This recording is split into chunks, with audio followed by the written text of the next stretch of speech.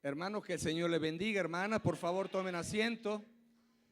Qué gran placer, qué gran privilegio para mí venir.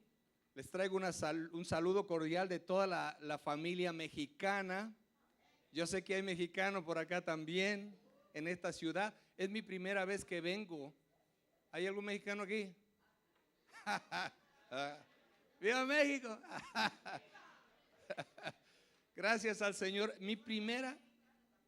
Sí, qué lindo. Mire, la primera vez que vengo yo a esta bella ciudad y lo que más me ha gustado hasta ahora es la gente y este espíritu y esa alegría que ustedes transmiten, y esa es la alegría que debemos transmitir todos los creyentes que hemos sido cambiados, que hemos sido transformados por el Señor Jesucristo.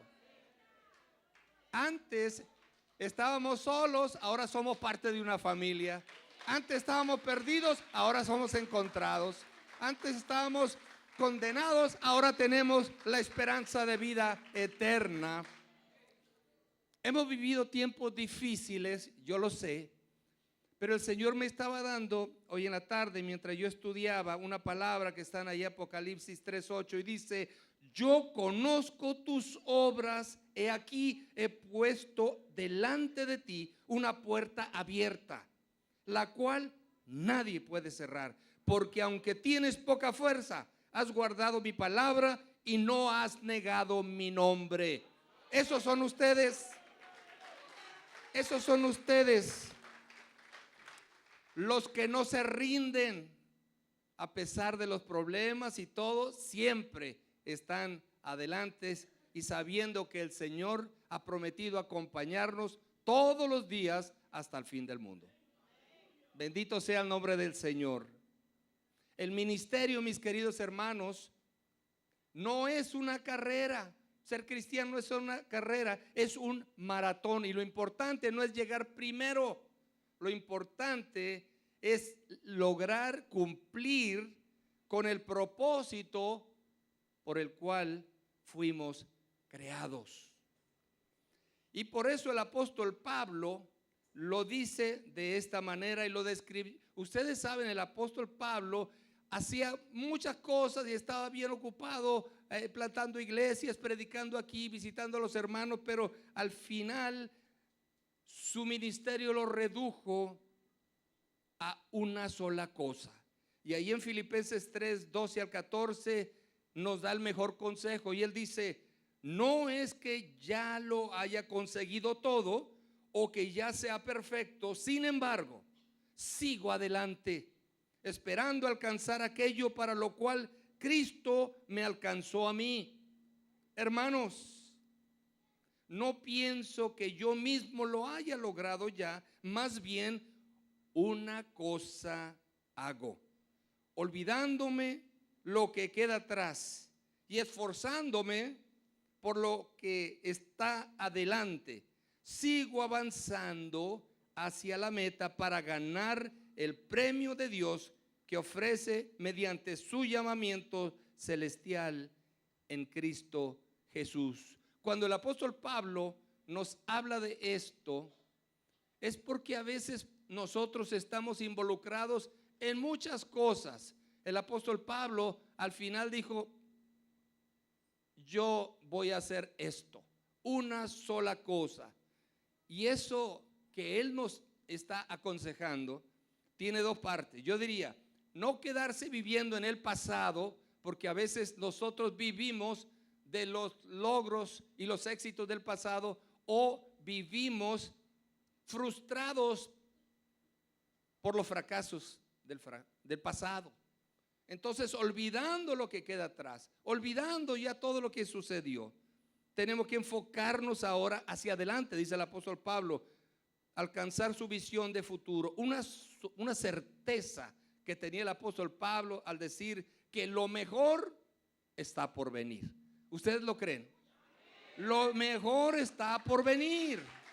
Ya pasamos por mucho, pasamos por pruebas, pasamos por problemas. La verdad que el día de hoy, sobre todo después de haber pasado por un tiempo difícil durante la pandemia de COVID, que ya gracias a Dios se fue, todavía muchas personas siguen un poquito atemorizadas.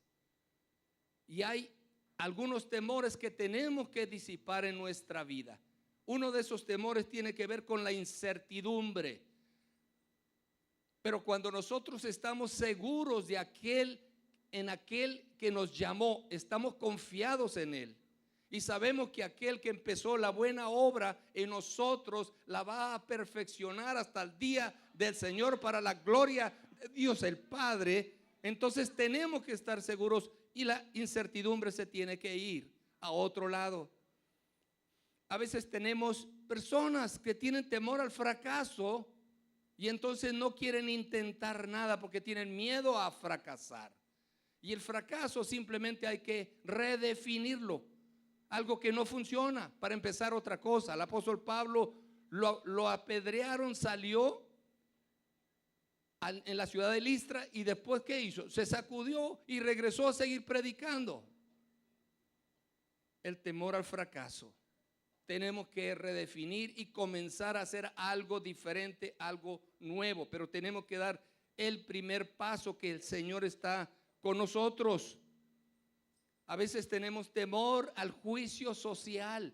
¿Qué es lo que la gente va a decir? ¿Qué van a pensar de nosotros? Hay mucha gente que su vida circula alrededor de las redes sociales, el Facebook y todo eso. No es que esté mal ver las redes sociales, pero cuando eso es lo que te define y tú te mueves de acuerdo a lo que dicen otras personas y no lo que dice la palabra, entonces estás mal, porque ese juicio social te impide avanzar a donde el Señor te quiere llevar. Y hay gente que tiene miedo a la muerte, pero dice la Escritura que si vivimos, para el Señor vivimos, y si morimos, para el Señor morimos, y ya sea que vivamos o moramos, del Señor somos. Amén, hermanos.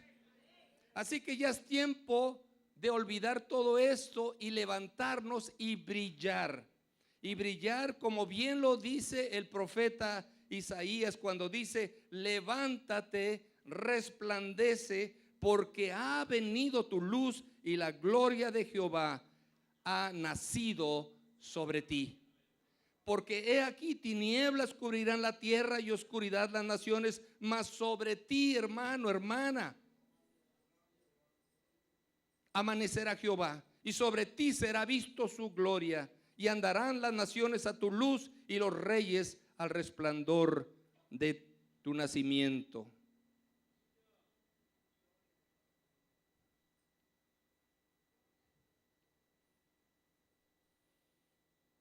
Alguien dijo que los 5 maestros de la vida, yo no sé si estaremos de acuerdo con él, pero algo de cierto hay en eso. Los 5 maestros de la vida son los siguientes: un corazón roto, los bolsillos vacíos, el fracaso, la soledad y las crisis. Y es justamente en los tiempos de crisis en donde aprendemos las mejores lecciones.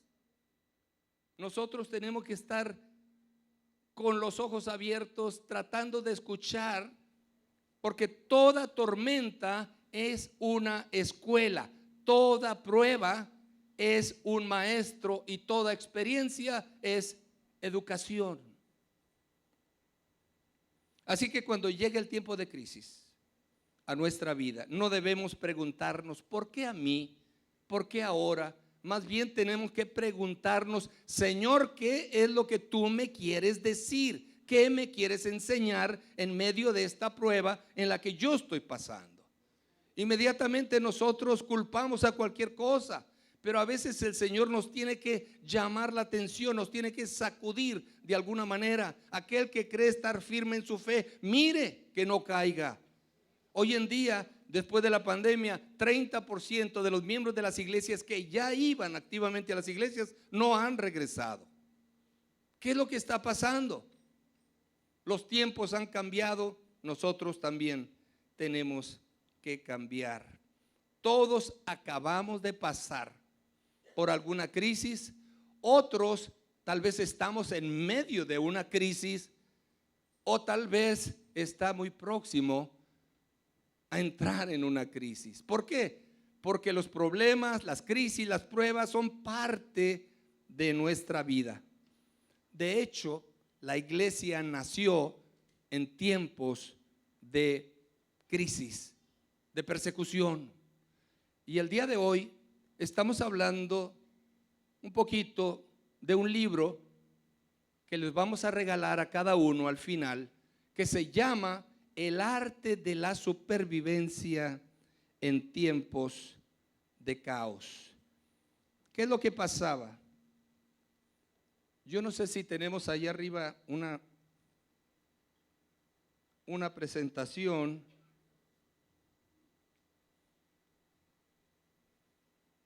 Exactamente, ese es el título de este libro que queremos regalarle. ¿Por qué? Porque el arte de la supervivencia. Resulta que nosotros pasamos por tiempos de crisis, por tiempos difíciles, pero hay un arte para sobrevivir. Fuimos llamados a ser vencedores, no víctimas, pero hay momentos en donde nosotros no sabemos cómo comportarnos y lo que queremos es sobrevivir. Vamos a pasar la siguiente lámina, por favor, la del mundo. Vivimos en este mundo, un mundo inestable. Por eso les decía que el mundo ha cambiado y nosotros a veces nos sentimos inestables. Problemas financieros, problemas familiares y otros desafíos que sacuden nuestra fe. Hemos sido llamados a ser vencedores, pero a veces la vida nos pone pruebas. La iglesia nació en medio de la tribulación. No era la primera vez que sucedía eso. Pedro lo advirtió y él nos dijo: hermanos, no se extrañen del fuego de la prueba que están soportando, como si algo insólito sucediera. Y Pablo le dijo a Timoteo: yo también. Todos los que quieren vivir piadosamente en Cristo Jesús padecerán persecución. Yo estoy como un poco atrasado, disculpen, ahí no tengo el control para manejar. Vamos adelante. En la otra, ahí. Vea lo que dice el Señor Jesús: en el mundo tendréis aflicción, pero confiad que yo he vencido al mundo. Es el Señor el que ya venció al mundo. Pero ¿qué es lo que vence realmente? Es nuestra fe. Es nuestra fe que tiene que estar puesta en aquel que nos llamó. Vamos a la página donde dice: la iglesia nació en tiempos de persecución. En tiempos de persecución fue que nació la iglesia. Los cristianos en ese tiempo eran despojados de sus bienes, de sus tierras. Los hijos de ellos no podían ir a la escuela, eran echados, eran discriminados, maltratados. Su crimen, haber creído en Cristo. De eso se trata este libro. Está basado en el libro de Santiago. Santiago, el apóstol Santiago, medio hermano de Jesús. Él era el pastor de la iglesia de Jerusalén y él escribe el libro de Santiago, el primer capítulo, para poder aconsejar a los creyentes, a los que asistían a su iglesia, porque estaban pasando gran mal y afrenta. Y entonces él nos habla de algunas cosas. Siguiente lámina dice: las pruebas, primero. Ahí voy como un poco desfasado, pero gracias a Dios que somos familia. Somos familia. Esto sucede en las mejores familias también.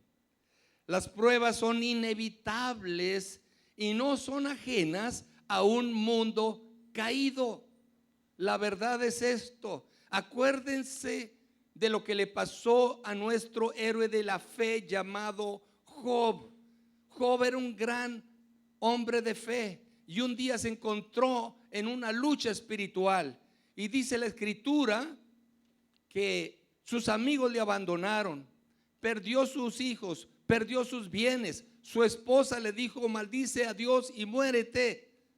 Y una sarna entró en su cuerpo desde la punta de los pies a la coronilla de la cabeza, y en medio de esa angustia, en medio de esa prueba, en medio de ese sufrimiento, Él dijo ahí en Job 19:25, yo sé que mi Redentor vive y que al fin se levantará sobre el polvo, y después de deshecha esta mi piel, en mi carne he de ver a Dios, y mis ojos le verán y no otro, aunque ahora mi corazón desfallece dentro de mí. Un gran héroe de la fe. Realmente las pruebas vienen, son inevitables. Las crisis o nos matan o nos hacen fuertes. Nosotros decidimos.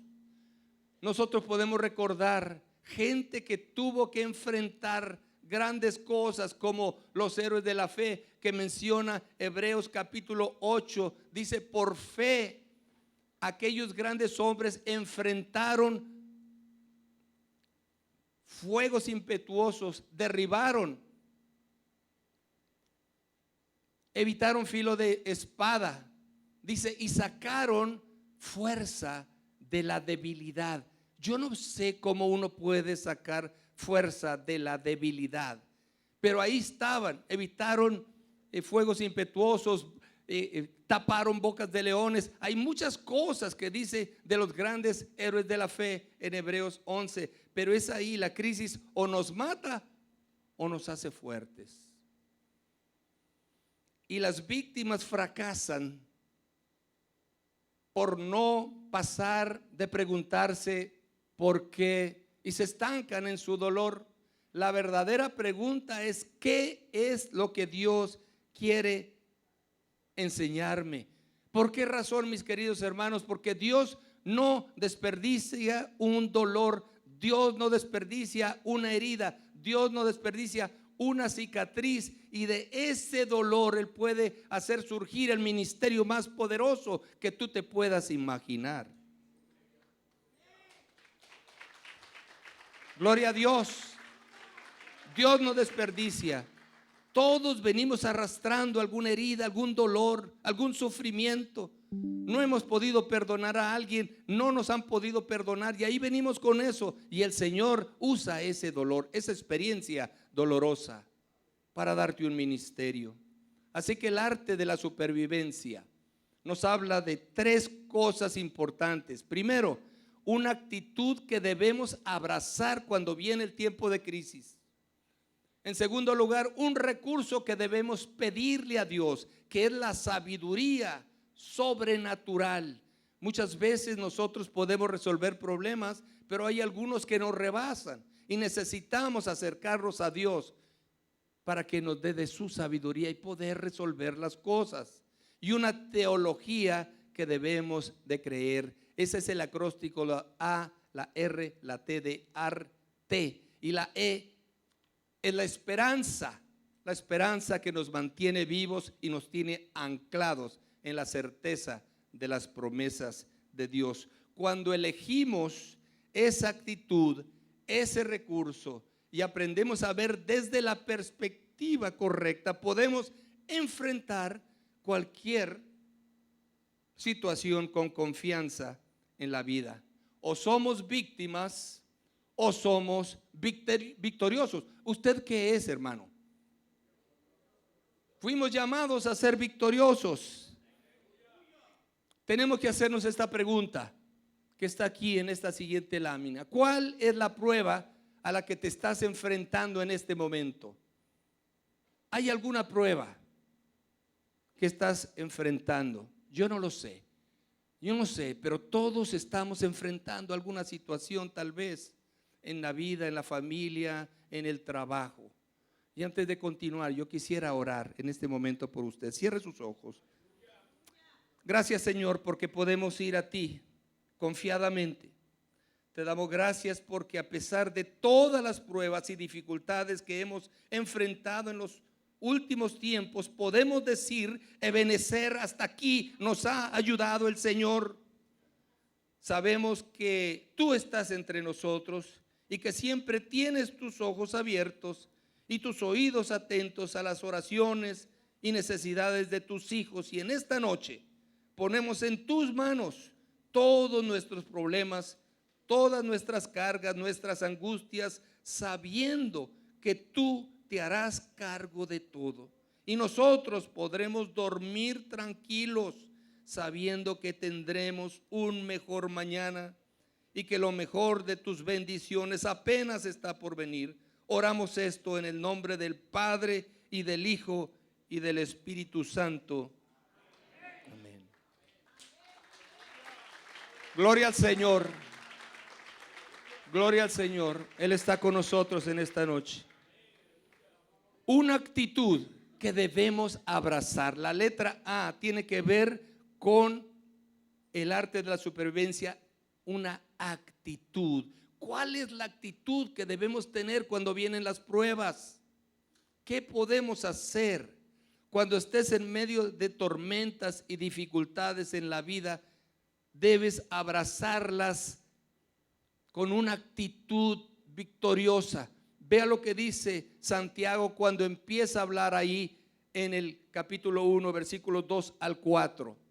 Hermanos míos, tengan por sumo gozo cuando se encuentren en diversas pruebas, sabiendo que la prueba de su fe produce paciencia, pero que la paciencia tenga su obra completa, para que sean perfectos e íntegros, sin que les falte nada. ¿Cómo, nos preguntamos, cómo podemos tener sumo gozo cuando estamos pasando por problemas y dificultades? Yo también me hacía esa pregunta y después descubrí algo muy interesante, que el gozo es diferente a la alegría. El gozo es un fruto del Espíritu y la alegría es una sensación, un sentimiento que podemos tener. Podemos reír, podemos disfrutar de la vida y sonreímos a todo, ¿no? Pero cuando hablamos de gozo, estamos hablando de un fruto del Espíritu. Por eso aquellas palabras que se convirtieron en un canto también, que dice que el gozo del Señor, mi fortaleza es, el gozo del Señor es mi fuerza. Cuando yo pierdo el gozo, entonces pierdo ¿qué?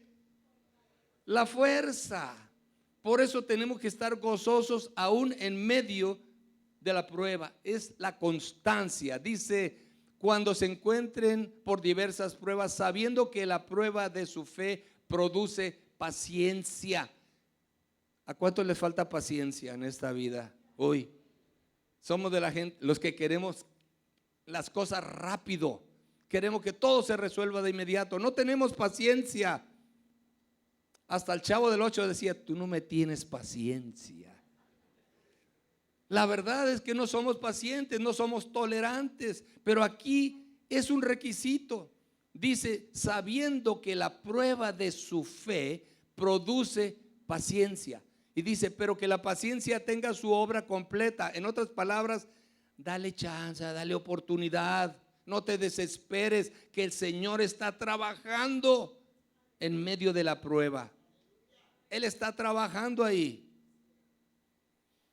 Que la paciencia tenga su obra completa, para que sean perfectos, íntegros, sin que les falte nada. Las víctimas siempre se hacen la pregunta, ¿por qué? Pero los sobrevivientes hacen la pregunta, ¿qué? Es diferente. El por qué es porque a mí. Es como cuestionarle a Dios. Pero cuando decimos qué, es más bien qué me quieres enseñar, qué me quieres mostrar. Yo quiero escucharte y quiero saber qué es lo que tú tienes para mí. Y el Señor, siempre que hay tormenta, prueba, crisis, nos quiere mostrar algo sobre Él o algo sobre nosotros. A veces nosotros andamos un poquito desviados y necesitamos una sacudida del Señor. Tenemos que hacernos una pregunta. Así es. Primera pregunta, ¿qué puedo controlar cuando mi mundo se derrumba? Porque a veces sentimos que se nos viene encima la vida, se nos derrumba todo, los sueños, las esperanzas, todo se está derrumbando. ¿Qué es lo que podemos controlar? Usted no podía controlar el COVID, no podría controlar nada, cerraron los templos. ¿Qué podía controlar? La actitud. Es lo único que usted puede manejar, lo demás está fuera de su control. Quizás es difícil tener ese gozo, pero tu fe saldrá fortalecida. Segunda pregunta que tenemos que hacernos: ¿qué debo hacer para sobrevivir el día de hoy, un día a la vez? ¿Qué debo hacer para sobrevivir el día de hoy? ¿Saben una cosa? Yo me acuerdo cuando nació una de mis hijas, tenemos 2 hijas, 6 nietos. Cuando nació una de mis hijas, yo ya estaba pensando, ¿en qué escuela la voy a mandar? ¿A cuál universidad? Ay, ojalá que se encuentre un buen marido, ojalá. Acababa de nacer, estaba chiquita y yo ya estaba pensando qué es lo que iba a pasar en su vida. Ahorita ya se casaron, sirven al Señor las 2 y sus esposos, y tenemos 6 nietos, una familia muy linda que el Señor nos regaló. Pero en ese tiempo yo estaba pensando muy allá, cuando el Señor dice, tranquilo, vive un día a la vez. Cuando vienen los problemas, tranquilo, no me voy a dar por vencido, no me voy a rendir. Entre más practicamos, más fuertes nos hacemos. Es como cuando usted va al gimnasio. Si usted va al gimnasio, las primeras veces usted llega ahí como un campeón a usar los aparatos. Al día siguiente, a fin de año, nosotros hacemos promesas a nosotros mismos. No, ahora me voy a poner a dieta. Me voy a poner a dieta, la verdad que sí lo necesito. Y los primeros días usted bien controlado. La semana siguiente empieza a ver ese pollito. Ah, qué rico se ve. Bueno, mañana empiezo. Alguna gente dice, no, yo voy a hacer ejercicio. Y lo primero que hace, se va al centro comercial, se compra todo un traje, unos tenis Nike bien bonitos y sale a caminar y al día siguiente, ya no me quiero levantar. Pero resulta que cuando comienza, a pesar de los problemas y de los dolores, empieza a ir poco a poco, después ya se convierte en una rutina. Y nosotros también necesitamos resistir.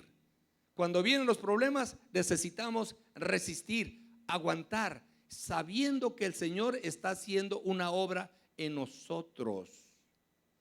La tercera pregunta: ¿qué esperanza tengo para mañana?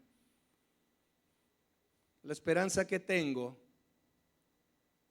es que nada nos va a faltar, porque Él usará lo peor que me pase en la vida para nuestro propio beneficio.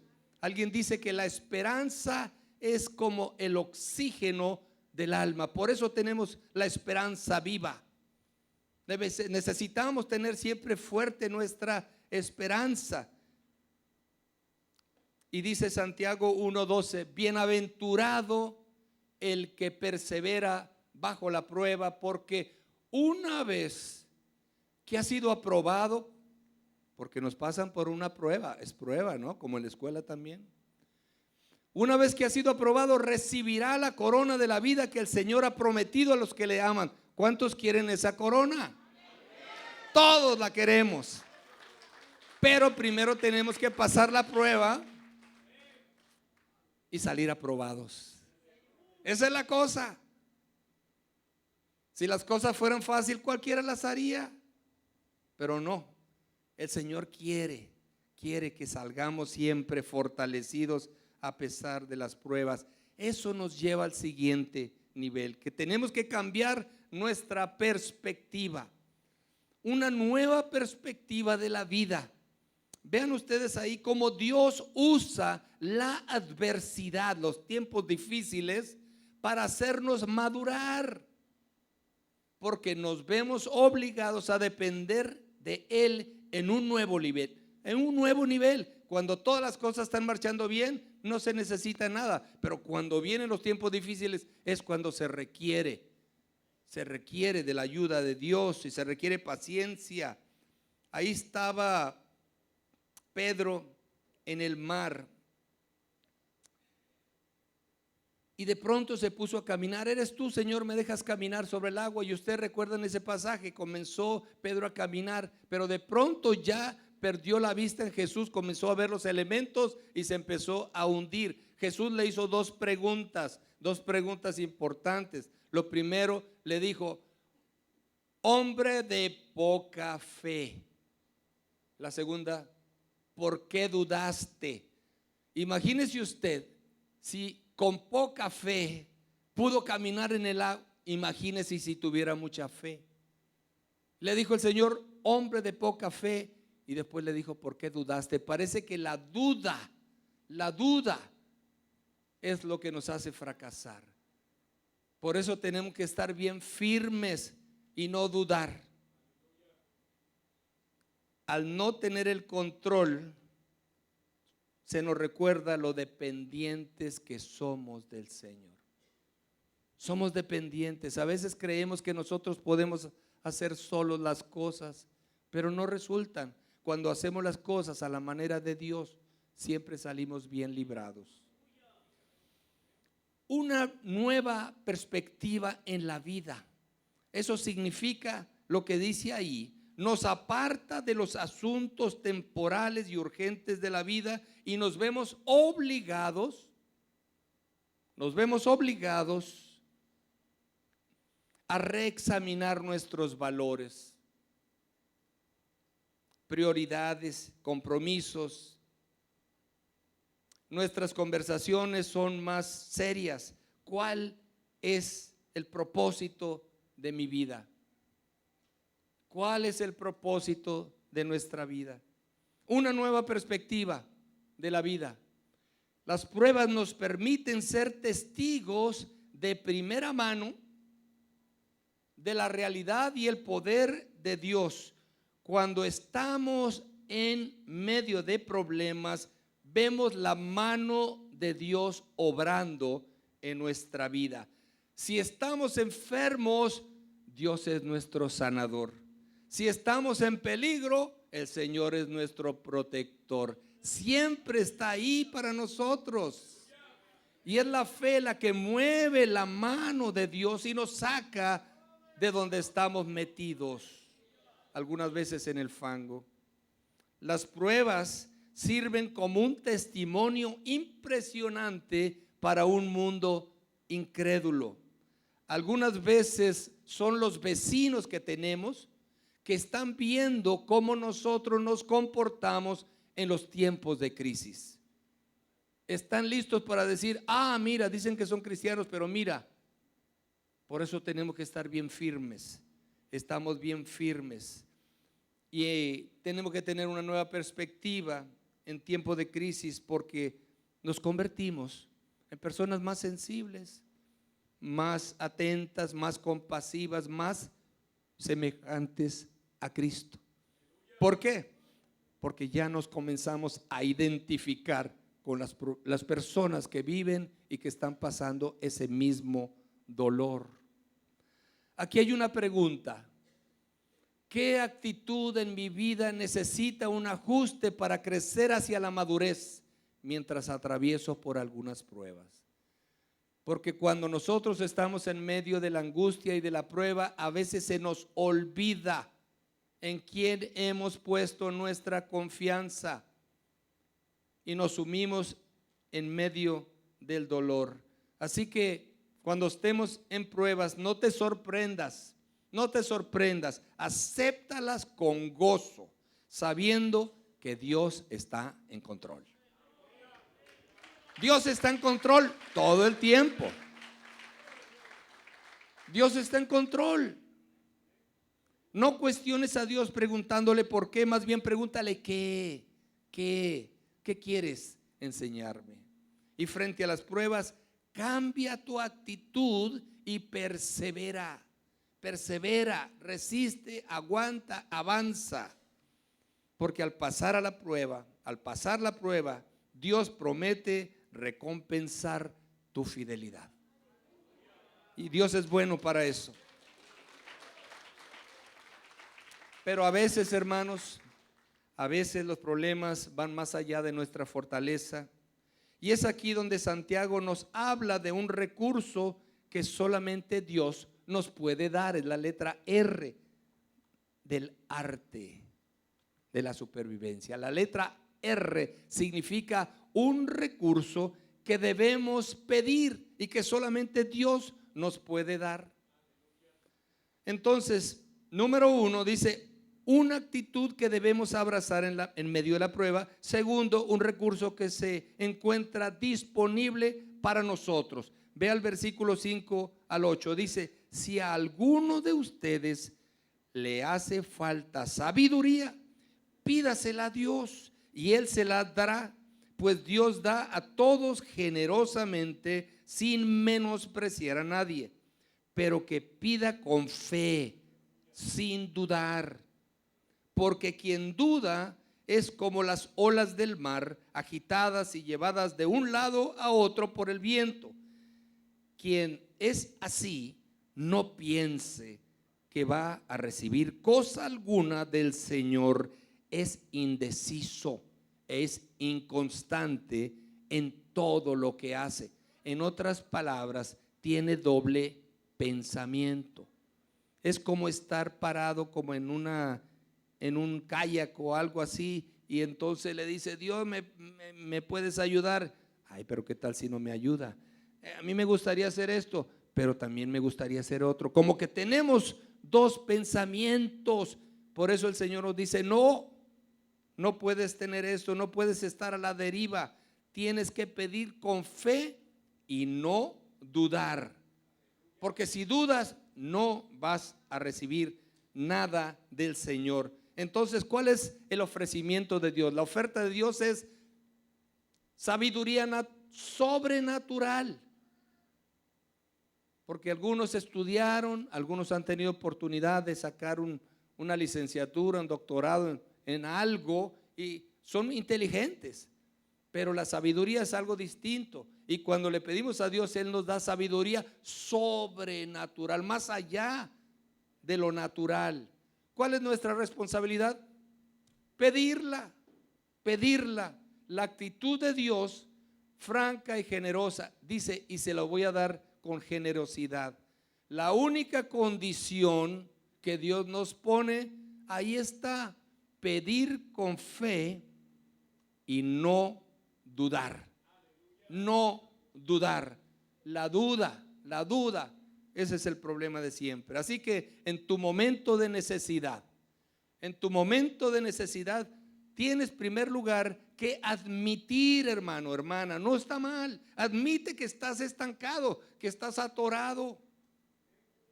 Después reconoce que no puedes hacer nada por ti mismo. Necesitas el apoyo, la ayuda del Señor. Pídele a Dios sabiduría sobrenatural, porque Él está dispuesto a hacer todo lo que su sabiduría exige de ti. Tienes que estar dispuesto. Si Dios te dice, yo te voy a ayudar, pero tú tienes que cambiar de rumbo de tu vida porque estás mal. Tienes fama, dice en Apocalipsis, tienes fama de que vives, pero estás muerto. Así que levántate y refuerza las cosas que quedan y están por morir. Y muchas veces encontramos hermanos, hermanas que le pueden decir, Dios te bendiga, gloria a Dios, ¿cuántos dicen amén? Todo esto, pero en su vida espiritual están muertos. Pero el Señor está siempre listo para tendernos la mano. Abogado justo tenemos delante del Padre. Recuerda que Dios quiere trabajar primero en nosotros antes de trabajar a través de nosotros. Él tiene que hacer un cambio en ti antes de poder trabajar y obrar a través de ti. Él te quiere usar tu testimonio. La herramienta evangelística más poderosa que puede existir. Todas son buenas, pero hay una que es más poderosa que todos. Esa herramienta evangelística se llama vidas cambiadas. Cuando Uno conoce una persona que estaba metido en drogas y ahora está en la iglesia glorificando a Dios. No hay duda, una vida transformada, una vida cambiada. La pregunta es esta: ¿en qué área necesitas hoy la sabiduría sobrenatural de Dios? ¿En dónde necesitas tú esa sabiduría? Tienes que estar abierto a lo que el Señor te está ofreciendo. Entonces la letra T del arte nos enseña de que hay una teología que debemos de creer. ¿Y qué es la teología? La teología es la perspectiva de Dios, cómo Dios ve las cosas. Hay un pasaje ahí bien interesante que dice que el hermano de condición humilde debe sentirse orgulloso de su alta dignidad y el rico de su humilde condición. El rico, dice, pasará como la flor del campo. El sol cuando sale seca la planta con su calor abrasador. A esta se le cae la flor y pierde su belleza. Así se marchitará también el rico en todas sus empresas. Dichoso el que resiste la tentación, porque al salir aprobado recibirá la corona de la vida que el Señor ha prometido a quienes lo aman. Lo que está diciendo básicamente es que la gente que tiene acceso a recursos cuando vienen los problemas confía en el banco. Y a nosotros no nos queda otra que depender del Señor, y es ahí en donde Él se muestra generoso y nos da todo lo que nosotros necesitamos. ¿En dónde está puesta tu confianza? Eso es lo que nos está diciendo. ¿En dónde estás poniendo tu confianza? Porque Él está siempre ahí, dispuesto a ayudarnos. La perspectiva de Dios, el carácter de Dios. La teología habla de los atributos de Dios. Dios nos da una teología, una perspectiva divina, una verdad general sobre la vida, las circunstancias y nuestro futuro. Entonces, ¿qué vamos a hacer? Vamos a mantenernos fuertes en los momentos difíciles, adquiriendo la perspectiva de Dios, que eso es lo que necesitamos sobre nuestras circunstancias, sobre nuestro futuro, que Él lo tiene en sus manos, y sobre nuestra motivación.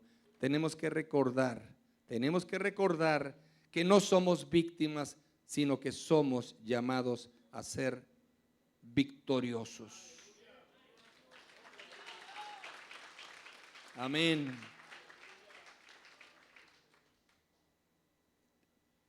Pero ten cuidado con el desánimo. Alguien relataba que el diablo estaba vendiendo algunas herramientas para desanimar a los cristianos, y todos los demonios estaban comprando esas herramientas y le dijeron al diablo: oye, ¿y esa cajita por qué tiene un precio tan grande? ¿Qué contiene? Oh, esa es la mejor herramienta, por eso es tan cara, no falla. ¿Qué tiene? Se llama el desánimo. Y muchas veces es el desánimo lo que nos hace fracasar. Así que nosotros debemos tener mucho cuidado con eso. Dice ahí: por tanto no nos desanimamos, por el contrario, aunque por fuera nos vamos desgastando, por dentro nos vamos renovando día tras día, porque nuestros problemas ligeros y momentáneos que ahora padecemos producen una gloria eterna que vale muchísimo más que todo el sufrimiento. Así que no nos fijemos en lo visible, sino en lo invisible, ya que lo que se ve es pasajero, mientras lo que no se ve es eterno. Hermanos amados, el mundo necesita desesperadamente que cristianos vivan como cristianos, y que los pastores vivan como pastores, los líderes como líderes, los discípulos como discípulos, personas comunes como tú y como yo, que soportan con gozo todo lo que nos llega y permiten que el Espíritu Santo exprese su amor y su luz a través de ellos en un mundo tan necesitado de esperanza y de sanidad. En ese tipo de mundo es en el que vivimos. La última pregunta está allí. ¿Está puesta mi fe en las cosas que son perecederas o en las cosas que son permanentes? ¿En dónde tenemos nosotros puesta nuestra fe? ¿Está mi esperanza determinada por el tamaño de mis problemas o por la certeza de las promesas de Dios? ¿Mi motivación principal es amar a Cristo o simplemente experimentar alivio cuando vienen los problemas? Yo quiero decirte, por último, que cuando comiences a desanimarte, recuerda la fe, la esperanza y el amor. La fe ancla tu corazón y tu mente en el hecho de que Dios tiene el control. La esperanza te recuerda que eres su hijo y que Él tiene un lugar, un plan y una promesa para ti. Y el amor desvía tu atención de las dificultades y las dirige hacia el privilegio de sufrir por Cristo como una expresión de nuestra devoción. Así que, hermanos, para terminar les quiero decir que revisemos cuidadosamente nuestra actitud, pidamos ese recurso sobrenatural a Dios, afinemos nuestra teología y reforcemos nuestra esperanza para que no solamente superemos las pruebas que vengan hacia nosotros, sino seamos victoriosos en el nombre del Señor. Así que no te rindas mi hermano, no te rindas mi hermana. Es demasiado pronto para tirar la toalla, demasiado pronto para claudicar. El Señor sigue trabajando en ti, y si tú estás aquí y estás respirando y estás vivo, es porque Él no ha terminado contigo. Señor les bendiga. Les van a dar unas instrucciones para este libro.